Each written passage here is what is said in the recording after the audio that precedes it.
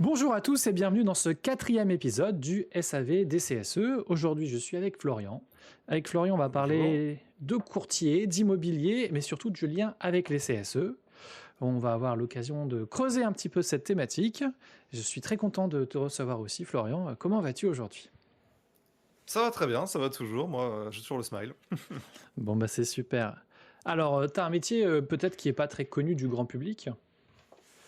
Comment tu pourrais expliquer ce que tu fais? J'aime bien dire des fois à ton petit neveu de 4 ans, en tout cas à quelqu'un qui n'a aucune base, des courtiers immobiliers, de ce que tu fais. Si vraiment la personne n'a aucune base, très simplement, on va aller trouver le prêt immobilier le moins cher, entre guillemets, pour le client. C'est vraiment la base de la base. Au lieu que les clients fassent 12 banques, on le fait à sa place. Et du coup, pourquoi dans un podcast sur les CSE, on parle, de ça? C'est quand même étonnant comme thème. Alors, on en parle parce qu'on a des courtiers chez Caspi qui ne travaillent qu'avec des CSE. Bien souvent, le courtier va travailler avec des agents immobiliers, des notaires, ce genre de choses. On a des courtiers chez CAFPI qui vont se spécialiser avec des CSE parce que le gros avantage pour le CSE, c'est que on a un flux continu, j'ai envie de dire, un flux continu d'employés. On sait qu'ils ont un CDI, ils viennent du CSE, donc nous, on peut aller financer ces gens. On a déjà une petite base du CDI. Voilà, c'est déjà rassurant pour nous. Et je rajoute que ça rentre aussi dans les attributions, de CSE, alors plutôt les gros CSE, mais il y a des commissions logement, des choses comme ça qui sont à mettre en place et du coup, ça peut être intéressant parfois d'avoir un interlocuteur, humain en tout cas qu'on connaît et qu'on rencontre en présentiel pour aborder ces thématiques-là. Exactement. C'est quoi la question que te posent le plus souvent les salariés qui viennent d'un CSE pour, justement leurs problématiques d'immobilier? Alors, il y en a 2 qui reviennent très souvent. La première, la plus simple, c'est quels sont les taux du moment? Ça, c'est le client, le CSE, n'importe qui vont poser la question, c'est quels sont les taux du moment? Quel est le taux? Quel est le taux? C'est la question centrale du métier. Très clairement, toutes les questions passent en second plan. C'est vraiment la première question qui revient tout le temps, tout le temps, tout le temps lors du rendez-vous. Quel est le taux? Quel est le taux? Quel est le taux du marché? Quel est le taux sur 25 ans? Quel est le taux sur 20 ans? Ça, oui. La deuxième question, c'est plus, pour les rassurer. Ils vont me dire: «Ah, c'est pas vraiment une question, c'est je pensais que sans apport, mon projet était pas viable». On a des solutions pour que ça passe quand même. C'est vraiment la question de l'épargne qui inquiète beaucoup les salariés et les clients en général. C'est le fait de ne pas avoir peu d'épargne, voire pas du tout, qui les inquiète pour leur projet immo. OK. Donc, les questions tournent beaucoup autour de l'argent. Évidemment, c'est Oui. le nœud de ton métier, par rapport à combien ça va leur coûter, mais également comment ils vont faire s'ils ont pas beaucoup à amener déjà dans ce projet.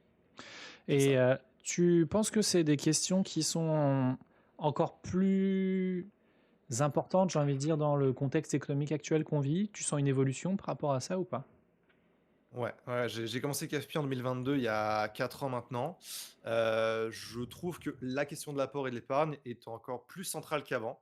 Mmh. J'ai de plus en plus de dossiers en 110, donc sans apport, avec, peu d'épargne. Parce qu'évidemment, demain, on emprunte 200 000, la banque demande 20 000 € tout de suite, tout le monde ne les a pas.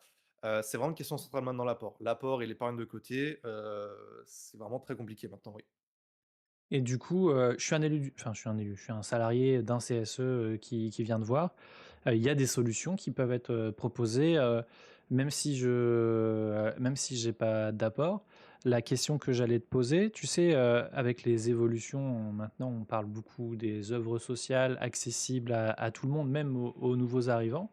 Donc, potentiellement, tu peux avoir quelqu'un qui vient te voir et qui est peut-être déjà juste en période d'essai. Est-ce que ça change des choses dans votre façon de travailler avec ces personnes-là?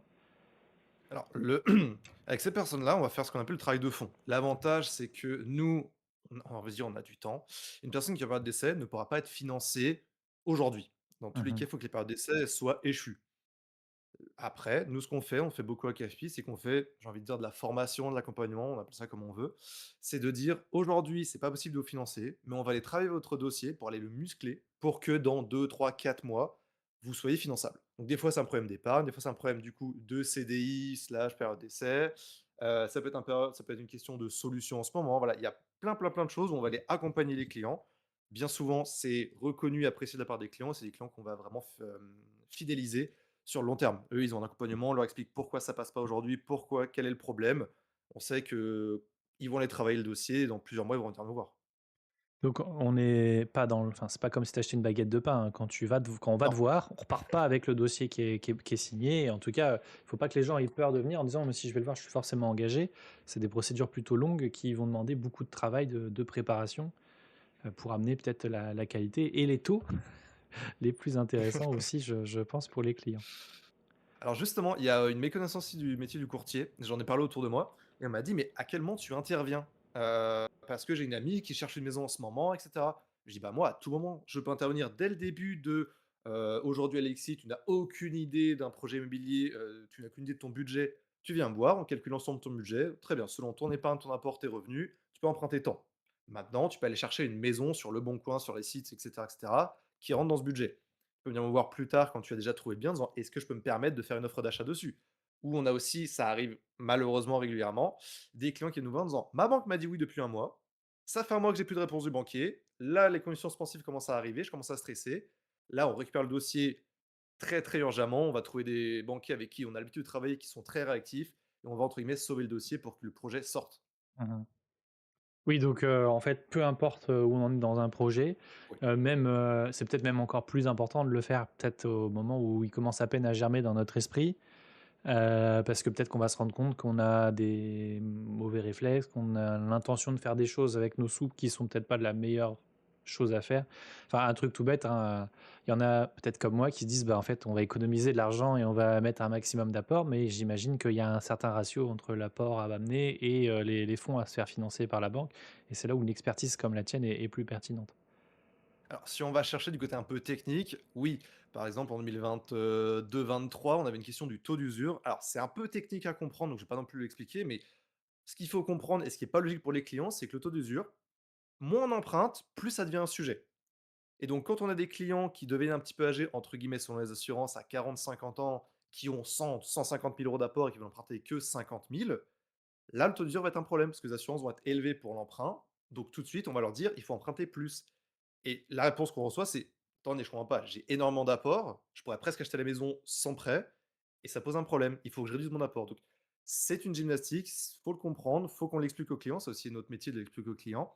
C'est pas toujours compris, voire logique, je suis d'accord, mais oui, c'est au moins, si on voit le courtier avant le début du projet, on sait s'il y a un problème, le montant, les revenus nécessaires, ce genre de choses. OK, super.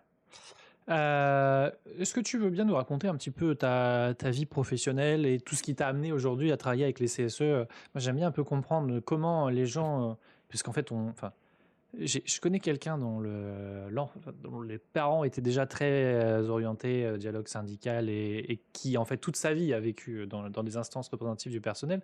Mais Mmh mh. généralement, c'est quand même pas le quotidien de tout le monde et un Mmh. jour, on rencontre le CSE, on commence à travailler avec, les élus, on découvre un univers. Moi, j'aime bien savoir mes invités, comment est-ce qu'ils sont arrivés à interagir avec les élus du CSE?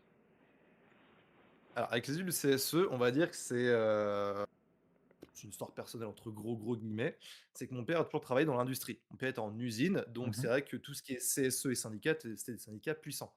Donc quand moi j'ai commencé à travailler de mon côté, j'ai fait un mois, le stage d'été, enfin stage d'été, un mois là-bas, l'été, j'ai pu voir les syndicats, j'ai pu voir les CSE et à titre personnel, là, quand la crise était trop compliquée, je suis pas j'ai travaillé en banque, 2 ans et pareil, on a de nouveau les syndicats et les élus du CSE qui sont venus nous voir régulièrement en agence pour nous défendre, nous expliquer quels étaient nos droits et cetera et c'est vrai que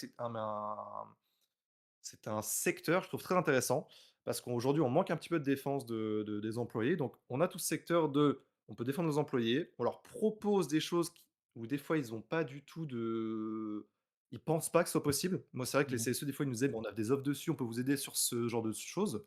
Ça me paraissait, fou. Moi, petit employé, je ne savais pas que je pouvais avoir accès à tout ça. Ouais, surtout dans les grosses structures, Oui. dans les petites boîtes, à la limite, il y a pas grand-chose qui se fait parce qu'il y a pas Mmh. beaucoup de budget. Mais, après on arrive à faire des économies d'échelle et avoir des arguments de vente enfin, il y a des boîtes avec des voyages assez incroyables qui se font Oui. tous les ans, ce qui entraîne même d'ailleurs d'autres questions sur, l'écologie, par rapport au transport en avion. Mais je pense que quand on arrive à se poser ces questions, c'est déjà qu'on est dans une boîte qui tourne très bien. Mais, Oui. il y a une vraie méconnaissance de tous nos droits et de tous les avantages qu'on peut avoir. Et donc, ensuite tu rejoins Secafi? Non, le nom de ton que j'ai CAFPI. massacré? CAFPI? Je vais le noter. Et si des copains de Secafi qui est un organisme de formation passent par là, on vous fait des bisous.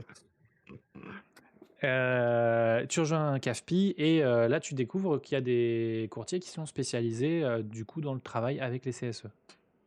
C'est ça. Nous, le cœur du métier, on va dire, c'est de dire: «Bon, il faut aller travailler avec des agents immobiliers». C'est vraiment la base du métier. C'est eux qui ont les clients ayant le plus besoin de conseils immobiliers, de courtiers immobiliers, vu qu'ils veulent acheter.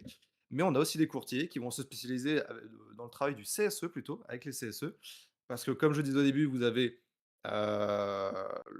les clients «réguliers» entre guillemets, ils sont des gens CDI, ils sont des gens employés et au moins c'est pratique. Alors le gros avantage du courtier avec le CSE, c'est qu'on fait des permanences que d'autres font également. Mais les permanences, ça permet à l'employé de pouvoir avoir son petit courtier qui vient directement sur le travail, lui dire: «OK, votre budget, il est de temps, parce qu'on a fait un rendez-vous d'une heure ensemble».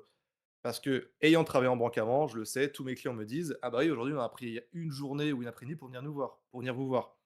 L'avantage avec un courtier, il vient directement sur votre lieu de travail, il me dit: «Bon, bah, voilà, moi je prends toute une matinée, une journée, une après-midi pour recevoir 3, 4, 5 employés». Ils ont même pas besoin de prendre des journées, ça leur prend 1 heure de leur temps. C'est optimisé, c'est très optimisé. Mmh. Et du coup, même pour les salariés, ça leur évite, enfin, ça leur fait gagner des congés payés, donc c'est C'est du ça. temps de gagner, de l'argent de gagner, c'est super intéressant. Donc en une matinée comme ça, tu peux voir, 4-5 personnes, ça fait beaucoup 4-5 peut-être déjà? Non, on va dire qu'entre guillemets, quand tu as un dossier classique, le premier rendez-vous dure entre 30 et 1 heure, 30 minutes et 1 heure. Ça dure OK. environ 45 minutes, donc ça me fait 4, 5 heures de rendez-vous. C'est pas du tout, un rythme extrême, c'est un rythme normal. Mmh. C'est peut-être même encore plus intéressant même pour toi plutôt que d'aller, chez un client A à un endroit, puis un client B à 50 kilomètres et puis de faire la route, donc tout le monde s'y retrouve au final? Tout le monde s'y retrouve. Nous, comme on met en avant aussi, c'est qu'on va aller réduire nos honoraires pour le CSE, pour remercier le CSE et offrir un avantage. Parce que c'est vrai qu'à chaque fois, quand on regarde, j'en parlais tout à l'heure, nos avantages CSE, moi, c'est vrai que je découvrais des avantages CSE de tel parc, genre de choses réduits. Donc, Mmh. c'est dans la logique de dire, bon, bah, si demain on a aussi un courtier à la maison, à domicile, bah, faut aussi que de l'autre côté, il faut qu'il y ait un avantage CSE, Carrément. avantage financier. Et c'est forcément en présentiel, les rendez-vous que tu proposes comme ça? Non, non, alors, il y a beaucoup de clients qui sont attachés au présentiel encore en 2026, donc moi, ça me dérange pas de me déplacer en agence ou carrément sur le travail, mais on fait énormément de j'allais dire de télétravail, de rendez-vous téléphoniques, soit en visio comme aujourd'hui, soit carrément par téléphone. Moi, je sais que je travaille avec certains agents immobiliers qui sont plus sur région parisienne, où les clients me disent: «On ne peut pas se déplacer dans l'Oise. Aujourd'hui, on n'a qu'une agence à Beauvais, ça fait trop loin». Je leur dis: «Moi, on peut tout gérer à distance. Aujourd'hui, en 2026, on a les moyens technologiques pour tout gérer à distance. Le téléphone, les SMS, les appels, la visio avec le banquier, tout est faisable à distance». Il manque juste un peu l'aspect humain simplement, qui Voilà, joue beaucoup dans une relation commerciale, mais il y a quand surtout quand on même, parle d'argent. ouais, il y a quand même des beaux avantages organisationnels, en tout cas, à pouvoir, tout gérer et puis, paradoxalement, si on se voit régulièrement en visio, le la distance virtuelle a tendance presque à s'effacer et on a une relation, tout à fait, construite.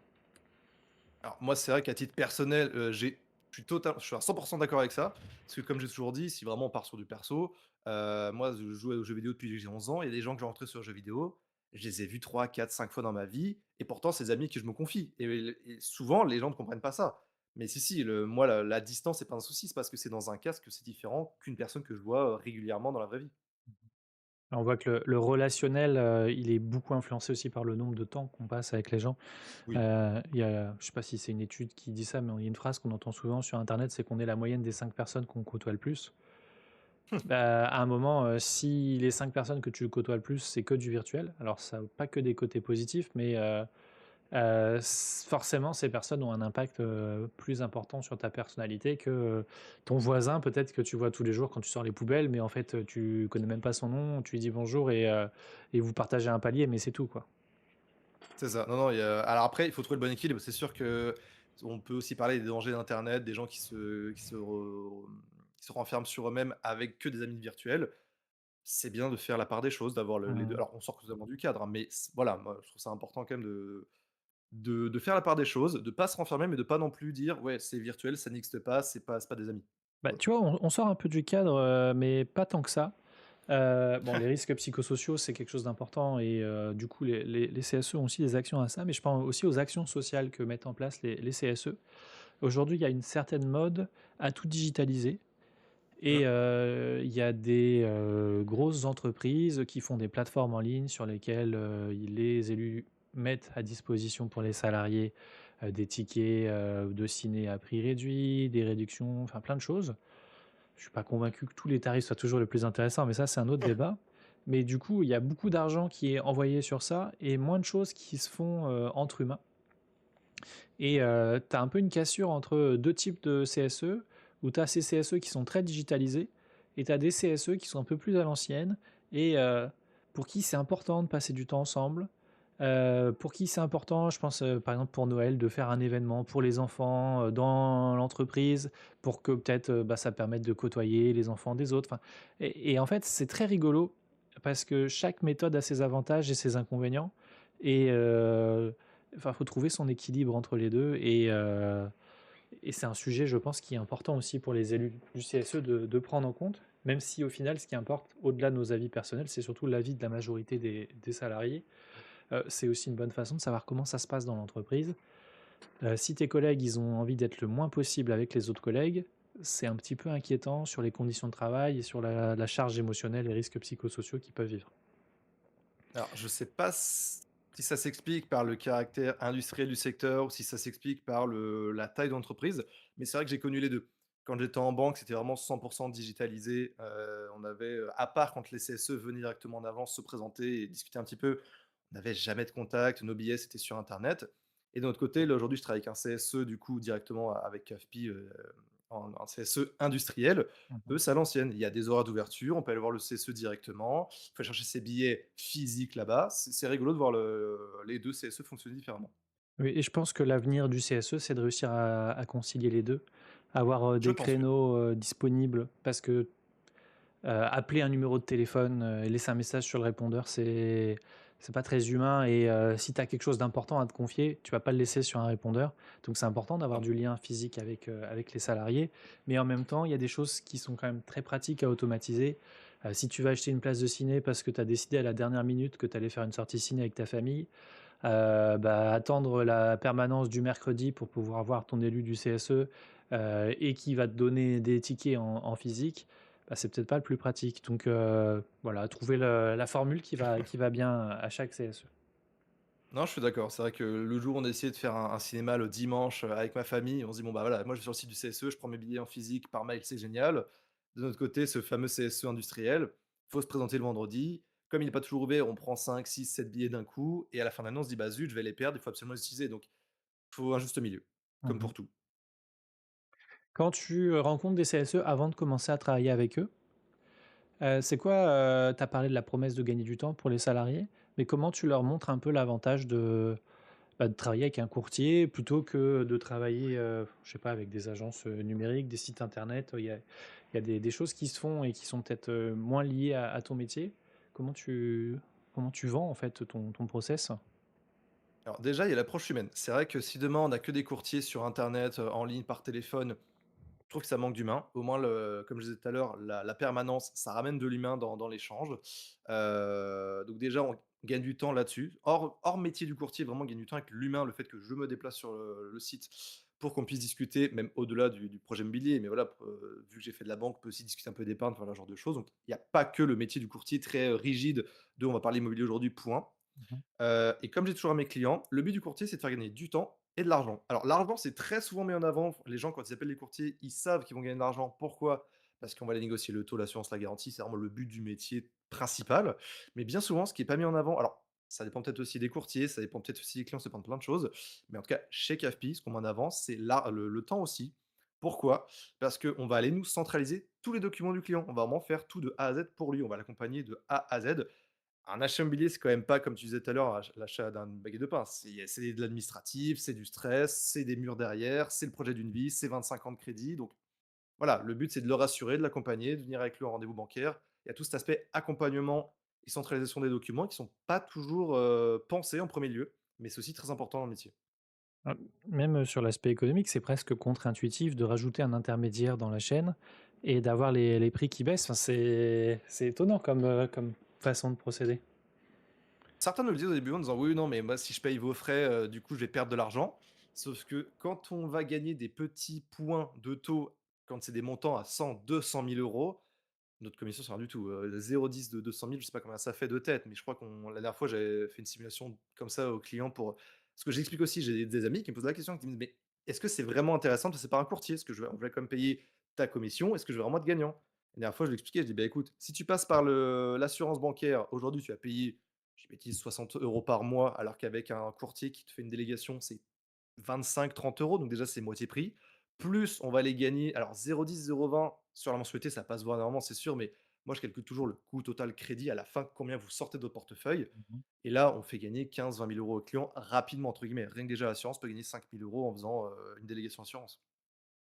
Oui, donc au final, très rapidement, ça devient intéressant et en plus, il y a une certaine, charge mentale qui disparaît puisque, tu délègues, la charge. C'est, ton courtier qui va gérer. C'est lui qui est un professionnel, il a l'habitude de le faire, donc il va savoir tout de suite s'il y a un document qui manque et tu pas en panique, un peu comme ce que tu disais tout à l'heure. «Ça fait un mois que je relance la banque, mon banquier, il a décidé de me ghoster parce qu'en fait, il est pas sûr de son dossier, il veut que je dise non et il a pas le courage de m'appeler pour me dire non».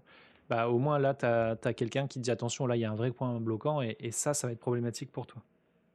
C'est ça, parce qu'on on connaît les banquiers très clairement, mais aussi surtout, ce que j'allais dire, c'est que on a tout le côté financier et administratif où c'est pratique, mais il y a aussi un côté qui n'est pas connu du grand public, c'est que chaque banque a son cœur de cible aussi.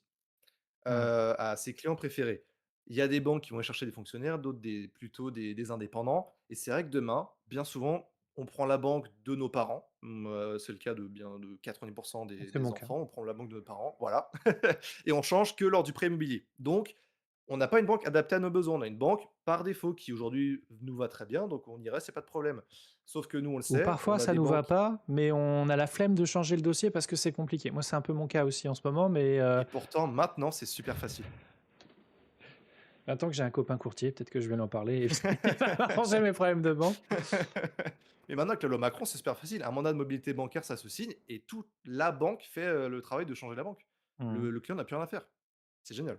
C'est génial, mais peut-être que beaucoup sont comme moi, ils ne le savent pas et Oui. on imagine que c'est très compliqué. Déjà, j'ai voulu changer d'assurance voiture, l'année dernière, ça a été une galère.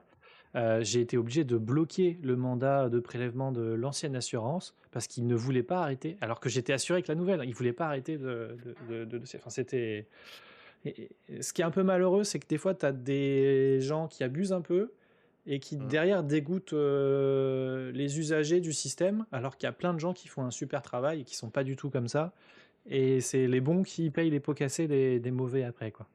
C'est toujours comme ça. Déjà, c'est très humain de se focaliser sur le négatif, donc on va rester sur le négatif en disant: «Bon, ce secteur sont des pourris parce qu'ils font traîner». Malheureusement, il y en a toujours dans tous les secteurs, il y en a qui font bien leur travail.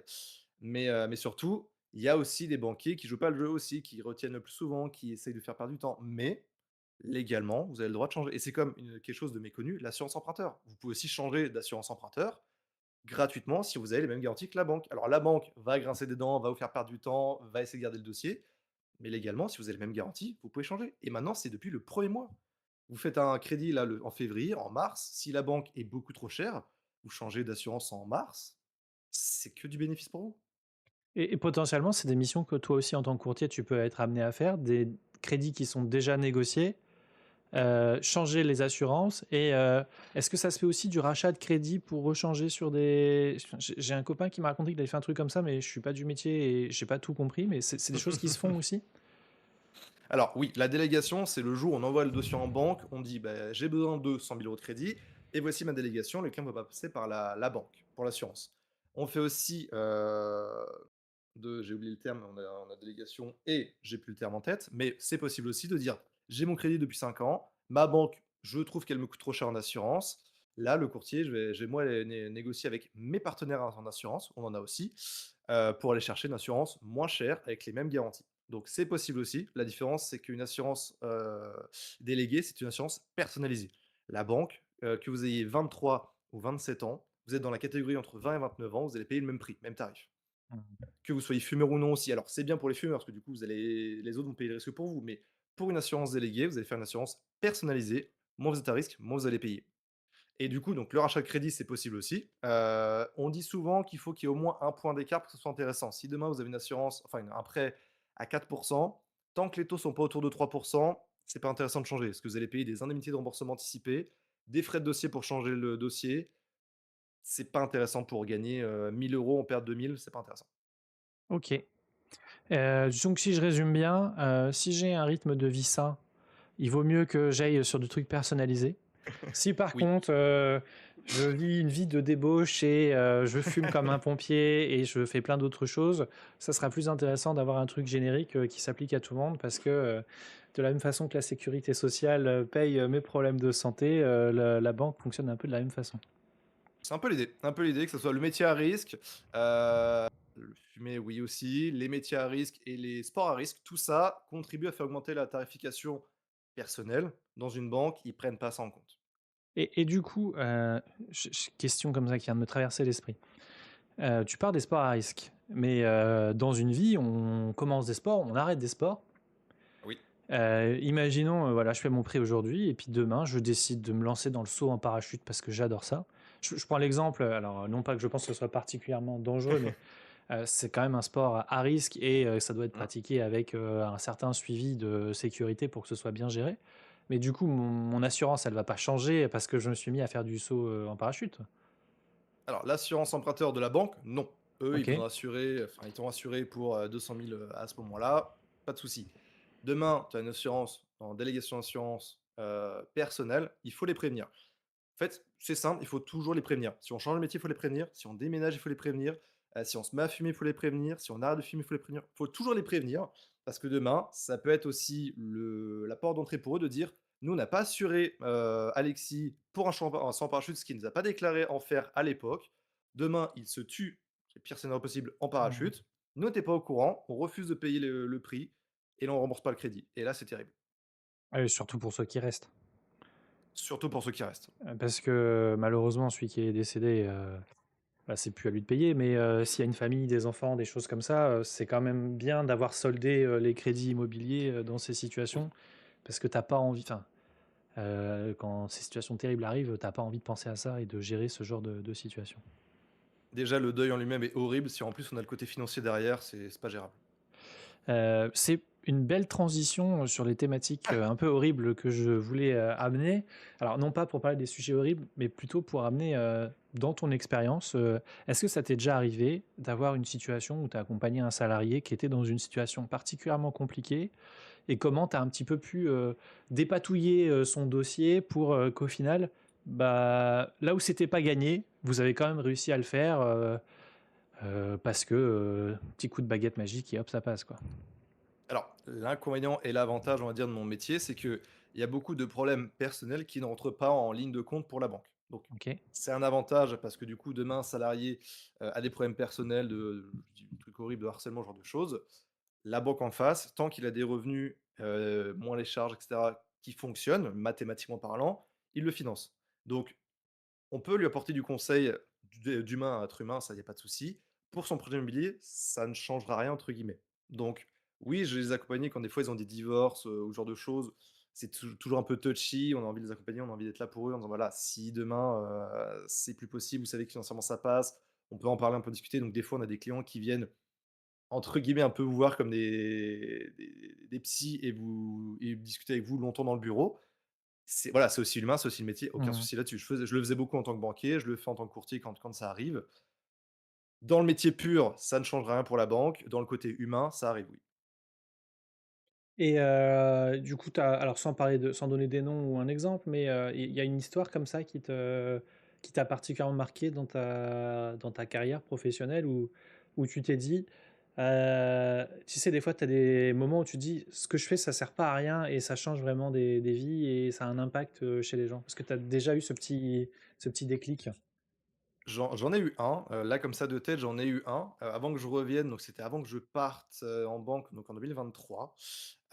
C'était une mère de famille qui venait toute stressée dans le bureau parce qu'elle avait eu l'accord de la banque et une fois que c'était plus sûr de compromis, la banque les ghostait comme on a dit tout à l'heure. Mmh. Sachant que, elle avait, je crois de tête 2 ou 3, peut-être 3 enfants, elle est arrivée en panique dans le bureau en disant: «Ma banque m'a rompu, les conditions suspensives approchent, je vais me retrouver à la rue, panique totale».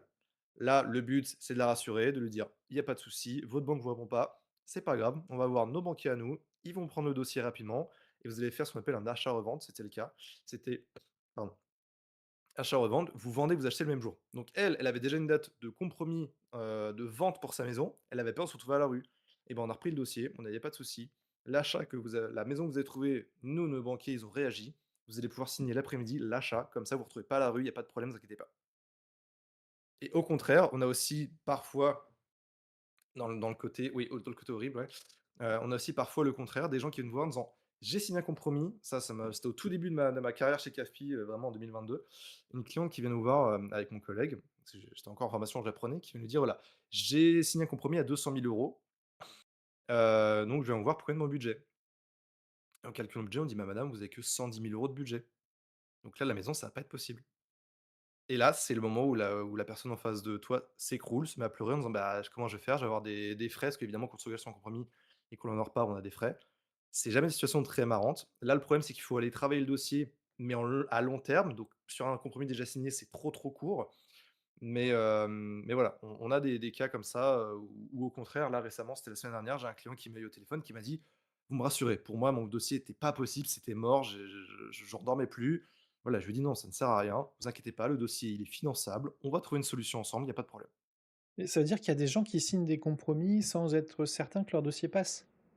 Bien sûr, bien sûr. Moi, je leur disais à chaque fois, je continue de leur dire, quand ils viennent me voir avant, je leur dis: «C'est bien, vous faites, la démarche dans le bon sens». C'est pas le cas de tout le monde. Il y a plein de personnes qui vont d'abord signer un compromis, puis voir un courtier ou voir leur banque et là, on leur dit: «Mais vous avez pas le budget». Parce que naïvement, n'étant pas du métier, ils vont se dire: «Demain, je gagne 3 000 €, je prends 33 de 3 000 €, je peux emprunter 1 000 €. 1 000 € fois 300 mois, ça fait tant». Sauf que non, il y a les charges qui rentrent en compte, il y a plein de choses auxquelles on ne pense pas qui rentrent en compte, il y a l'apport qui rentre en compte. Sur 25 ans, évidemment, la banque ne fait pas un prêt à taux zéro, donc on ne peut pas prendre 1 000 fois 300, il faut compter aussi le taux d'intérêt de la banque. Donc il y a plein de choses qui rentrent en compte que les gens peuvent parfois naïvement oublier et se tromper complètement se tromper pardon, sur leur budget.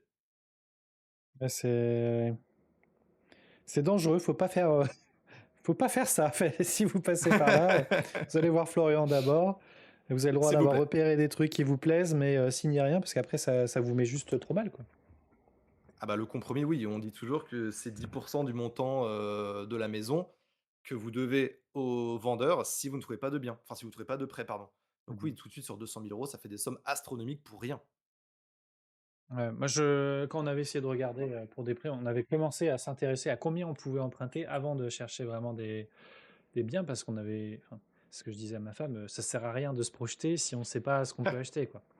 Et on Non. a bien fait parce qu'au final, on a eu des offres ridicules de la banque et du coup, on est resté en location et peut-être que les choses se changeront dans un futur proche, je l'espère, mais en tout cas, pour l'instant, ça nous va très, très bien. C'est tout ce que je te souhaite. Mais oui, il y a des choses, bah, évidemment, c'est mon métier, c'est normal, mais à savoir, les auto-entrepreneurs, par exemple, ils viennent me voir en disant: «Voilà, aujourd'hui, je gagne 40 000 € à l'année, donc je peux emprunter, avec un salaire équivalent». Le problème, c'est que les banques vont prendre en compte l'abattement des impôts et l'abattement des impôts sur un auto-entrepreneur, dans la vente, c'est 50. Donc on récupère pas 40 000 de revenus, mais 20 000. Donc tout de suite, ça casse le budget. Et derrière, c'est 33 de 20 000. Voilà. Ouais, c'est ce qui m'avait fait à peu près comme calcul aussi. Donc Voilà. forcément, ça devient beaucoup plus compliqué d'acheter, ce qui est paradoxal parce qu'on paye, beaucoup plus une location que bien souvent, un achat. En tout cas, quand on enlève, les frais, de propriétaire, c'est sûr que tu payes toujours moins cher quand tu es juste, remboursé la banque. Après, il y a d'autres frais supplémentaires dans le temps, donc chacun doit faire ses calculs. Nous ne donnons en aucun cas des conseils, économiques ou financiers dans ce podcast. J'aimerais bien, voir un petit peu avec toi un petit, je dis un top 3, mais en gros, voilà, je suis un salarié, je veux acheter. Est-ce que tu peux me donner des petites étapes, des choses à vérifier? Ça sera sûrement le conseil pratique que je vais noter en plus dans le post LinkedIn que je dédierai à notre podcast mercredi prochain. Oui, parce qu'on a tourné le podcast avec une semaine d'avance par rapport à la date où vous l'écouterez si vous êtes les premiers. Donc voilà, Florian, si tu as un conseil, c'est bien, mais si tu en as un peu plus, ça fera encore plus de valeur pour les personnes qui vont nous lire. 3 conseils pour acheter. Le premier, on l'a dit tout à l'heure, l'épargne, c'est important. On peut acheter sans apport. Les banques ne sont pas rassurées s'il n'y a pas d'épargne. Donc, ayez au moins 5 000 à 6 000 € de côté quand vous vous engagez dans votre projet. Même si vous comptez le faire sans apport, nous, on a des solutions.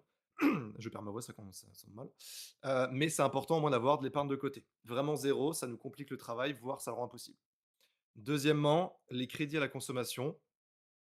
Il est plus simple de s'endetter, alors c'est peut-être pas un bon conseil, mais c'est la réalité du terrain. Il est plus simple de s'endetter après avoir eu un crédit immobilier qu'avant. Parce que les banques vont être très rigides sur le crédit immobilier vu que ça part sur 25 ans, vous ne pouvez pas dépasser 35 sauf cas exceptionnel. Et j'ai déjà eu des clients, je leur ai dit: Faites d'abord votre achat immobilier, devenez propriétaire, puis achetez votre voiture à crédit».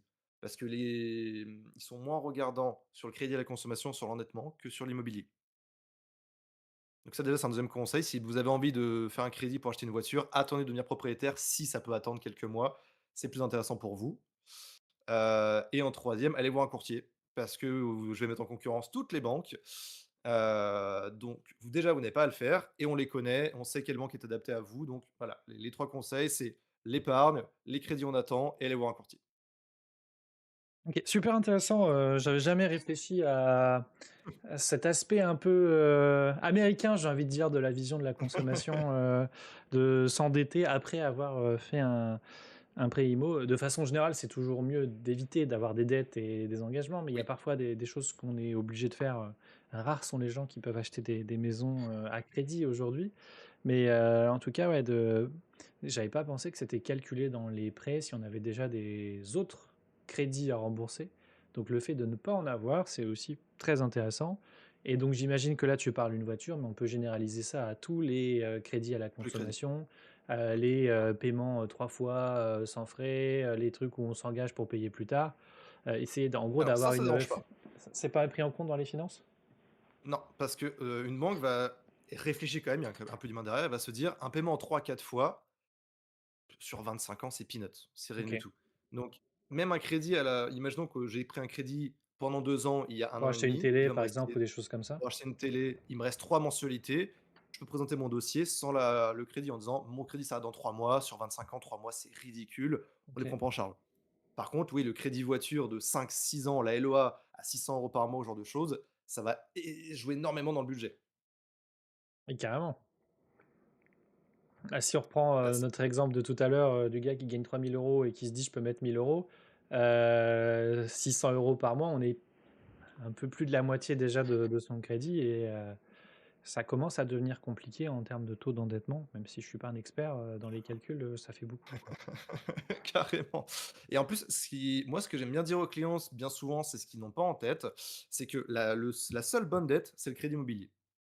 On a même j'en parle autour de moi, dans des gens dans le milieu, et certains me disent même: «C'est presque une assurance le crédit». Alors c'est un petit peu, faut quand même, voilà, faut pas le prendre au pied de la lettre, mais c'est un peu une assurance. On devrait tous être toujours endettés pour un prêt immobilier parce que c'est la meilleure assurance vie. Demain, on décède, le crédit est remboursé, on gagne, 50-60 000 directement pour nos héritiers. Donc c'est la seule bonne dette, ça crée de la valeur. Demain, on s'endette pour acheter ce qu'on appelle un passif, donc quelque chose qui perd de la valeur, comme un téléphone, comme une voiture, comme, on a juste besoin des fois de faire un crédit pour s'en sortir. C'est de la mauvaise dette. OK, la seule bonne dette, c'est le prêt immobilier. Ça sera Voilà. peut-être, le Par contre titre de mon poste. Par contre, vas-y, complète, avec plaisir. je complète, il y a quelque chose aussi de méconnu bien souvent chez les clients. Ils viennent me voir en disant: «Voilà, aujourd'hui j'ai un bien en location, il me coûte 500 € de loyer, enfin de mensualité, mais ça me rapporte 600 €, donc c'est bon, on le compte pas à l'endettement». Eh bah si. Demain, on reprend l'exemple de la personne qui gagne 1 000 € par mois, donc on va dire 2 500 avec ses revenus plus 500 € de loyer. Il peut emprunter 1 000 €. Sur ces 1 000 €, on va quand même retirer ces 500 €, ces 400 € de prêt immobilier. Parce que même si c'est payé tous les mois, si demain son locataire s'en va, la banque va dire: «Il faudra qu'il paye les 400 € lui-même». Donc c'est Et pas et parce que c'est payé par le loyer qu'on oublie la dette. et du coup, ça va être calculé en mode, le loyer augmente tes revenus, Oui, mais en même temps, le le prêt, il, augmente tes dettes. Donc en gros, oui. ça augmente ton enveloppe globale, ce qui fait diminuer un petit peu proportionnellement les dettes, mais elles sont quand même présentes. Là où dans un calcul, mathématique plus/moins, ça disparaîtrait juste, quoi. Voilà, on va dire que ça permet d'emprunter un petit peu plus si la dette est pas trop importante. Demain, bien souvent, on retrouve le cas avec les Pinel. Les Pinel, bien souvent, le but, c'est d'avoir, comme il y a une défisque derrière, on a des loyers très élevés, enfin des mensualités très élevées, des loyers moindres. Là, dans l'endettement, ça rend toujours les dossiers compliqués. On a 1 300 € d'emprunt pour 400 € de loyer. c'est que de la dette malheureusement, entre guillemets. Entre gros guillemets, Mmh. pour un nouveau projet immobilier, ce sera que de la dette. OK, super. Comment tu sais, quand les CSE, ils sont contents de travailler avec toi et que ça se passe bien dans votre relation? Moi, j'apporte beaucoup de d'importance au suivi. Quand on travaille avec des agents immobiliers, on leur fait un suivi régulier d'où est-ce qu'on en est avec le banquier, avec le notaire, si on a des dates précises déjà, c'est pour les dates de signature. Pour les CCE, c'est un peu plus compliqué parce qu'il y a quand même le secret bancaire derrière, donc on va pas leur dire: «Oui, c'est bon, il a tel budget, vous inquiétez pas, tout va bien». Mais je leur fais un suivi, je leur dis: «Voilà, j'ai vu telle ou telle personne aujourd'hui». Eux, je les invite à remonter auprès du CSE ce qu'ils ont pensé du rendez-vous et de l'accompagnement si on va, au bout du financement, pour que le CSE soit rassuré d'un côté en disant: «Voilà, on ne fait pas n'importe quoi, on n'a pas n'importe qui en face, il accompagne au maximum nos employés, ils sont contents eux». Voilà, moi, c'est vraiment les retours employés. Aujourd'hui, ma plus «grosse arme» entre guillemets, c'est les notes Google, parce que c'est quelque chose que tout le monde peut voir et si on prend Kaspi Beauvais, on est à 4,9 sur plus de 300 avis. Voilà, ça montre le sérieux derrière. C'est aussi comme ça que je le mets beaucoup en avant auprès de gens que je vais démarcher. On me dit: «Qu'est-ce qui me prouve que» parce que voilà, les courtiers étant indépendants, on a tout et n'importe quoi, c'est comme tous les métiers indépendants. «Qu'est-ce qui me prouve que vous êtes sérieux? Parce que moi, si je vous recommande, il faut que c'est derrière ça soit sérieux». Je dis: «Bah, déjà, 1er lieu, avant qu'on travaille ensemble, regardez notre Google, c'est déjà un bon indicateur, je trouve et après, je vous ferai des remontées, vos employés vous feront des remontées sur qu'est-ce qu'ils ont pensé de moi». Moi, je suis très ouvert à la critique, il y a pas de souci. Super. Hem, J'avais des questions, mais je pense que ça ne marche moins bien dans ton secteur d'activité. Est-ce qu'au début, quand Oui. tu travaillais avec les CSE, tu avais l'impression qu'il y avait des choses qui ne fonctionneraient pas comme avec un client normal? Et puis au final, tu t'es rendu compte que, bah, les salariés, c'était tes clients d'avant, le fait que tu passes par un CSE, ça changeait pas grand-chose. Comment tu vis cette relation, intermédiaire par le CSE du coup? Alors ça change pas grand-chose. On va dire, le plus compliqué, c'est le travail en amont. Parce qu'autant un agent immobilier, il connaît les courtiers, il sait qui sera démarché, il y a plein de courtiers qui le démarchent, il a l'habitude de travailler des courtiers, il a l'habitude d'envoyer les clients, c'est de l'habitude. Mmh. Autant les CSE, tu me le disais toi-même, la dernière fois, c'est beaucoup plus rare qu'il y ait un courtier qui travaille avec des CSE. Si vous êtes un élu CSE, vous n'êtes pas toujours non plus comme un agent immobilier dans le métier de l'immobilier, donc ça peut être un peu flou aussi pour vous. Donc il y a le côté, méconnu du métier, le côté méconnu de l'immobilier aussi, de quel est l'intérêt du courtier. Donc tout ça, c'est plus le travail en amont de convaincre le CSE de dire: «Voilà, quel est le but du courtier? Pourquoi parce qu'on travaillera ensemble». Voilà, le gros gain du CSE, le comprendre pour le CSE. Super. Après, le client en face, qu'il soit employé, de CSE ou qui vienne, au hasard en ayant tapé Café Beauvais sur internet, moi mon métier reste le même derrière, j'ai les mêmes conseils, le même suivi, ça ne change rien. Et je suis un élu CSE, comment je peux m'assurer que je travaille avec un courtier qui va être, intéressant pour mes salariés? Donc toi, tu nous as parlé de la fiche Google, mais est-ce qu'il y a une ou Mmh. 2 questions qui permettent de débusquer, les beaux parleurs et faire la différence entre celui qui parle bien et celui qui fait bien? Alors il y en a une qui me vient en tête, c'est le courtier, malheureusement sur Beauvais, il y en a un qui était connu à faire cela, je ne citerai pas de nom. C'est celui qui sort tous les dossiers, qui vous dit: «Moi le dossier, il y a aucun problème, je sortirai tous les dossiers, ils passeront tous, je suis le meilleur courtier du monde». On a eu des en banque, on le sait, on a eu des courtiers qui ont fait ça sur Beauvais un temps, qui ne sont plus dans le métier, car évidemment, quand tous les dossiers passent, il y a un loup quelque part. Nous, on sait dire non. Demain, on a des dossiers qui arrivent d'un agent immobilier qui me dit: «Voilà, quel est le budget de ce client?» Si vraiment le client n'a pas le budget, n'a pas le côté financier, n'a pas le travail qu'il faut, le CDI ou ce genre de choses, on sait dire non. On dit: «Voilà, aujourd'hui le client, il n'a pas de projet viable parce que cela, cela, cela, cela. Il faut que ça soit musclé, il faut que ça soit travaillé, il ait pas le budget», ce genre de choses. Si le courtier dit: «Moi, je vous sors tous les dossiers, il y a aucun problème», red flag, méfiez-vous. Donc un bon courtier ne sort pas tous les dossiers, et pour Il y a des autant dossiers impossibles. un dossier impossible aujourd'hui, ça ne veut pas dire qu'il le sera toujours demain. Donc toi, tu as tout intérêt à ce que, ces salariés, bah, que tu auras conseillé pour que ça se passe bien, quand demain ils reviendront te voir, bah, ils se disent: «Bah, en fait, Florian, il est fiable parce que, il m'a évité de me manger un mur. Maintenant, j'ai envie de travailler avec lui parce que je sais que, quand il me dit go, c'est que, ça peut le faire, quoi». C'est ça et c'est ce qu'on met en avant aussi, c'est ce qu'on dit.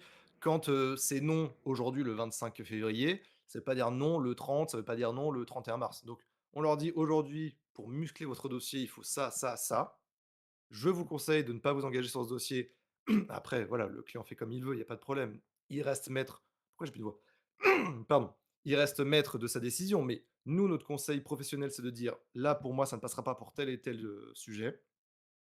Travailler ces sujets-là plus tôt et on se revoit dans 1 mois, 2 mois quand c'est travaillé. Si ça manque d'épargne, astreignez-vous à mettre de l'épargne de côté, ça on le dit très souvent aussi, voilà, c'est aujourd'hui vous payez 500 € de loyer, vous aimeriez bien acheter un bien qui vous coûterait 1 000 € par mois, mettez 500 € de côté en plus. Pour la banque, c'est comme si vous payez déjà 1 000 € de loyer. Parce que vous avez 500 € de loyer, 500 € d'épargne tous les mois, tous les mois, tous les mois.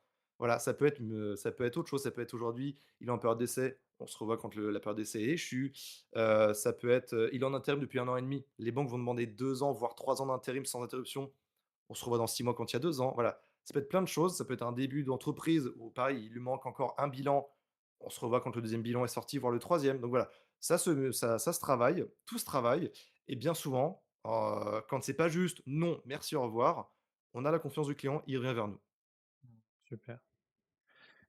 Si jamais, j'ai envie de faire des petites recherches de mon côté, est-ce que tu aurais une ressource, un livre, un podcast, des choses à te conseiller, pour les personnes qui veulent en apprendre plus, sur l'immobilier de façon générale et sur le principe du courtier, Alors c'est tu me poses une colle, parce que c'est vrai que moi je viens d'une famille dans l'immobilier, donc j'ai appris, avec ma famille. Puis quand j'ai rejoint CAFPI, j'ai été formé par un ancien, CGP, donc gestion de patrimoine, qui maintenant est courtier depuis 15 ans, donc j'ai une formation énorme en perso.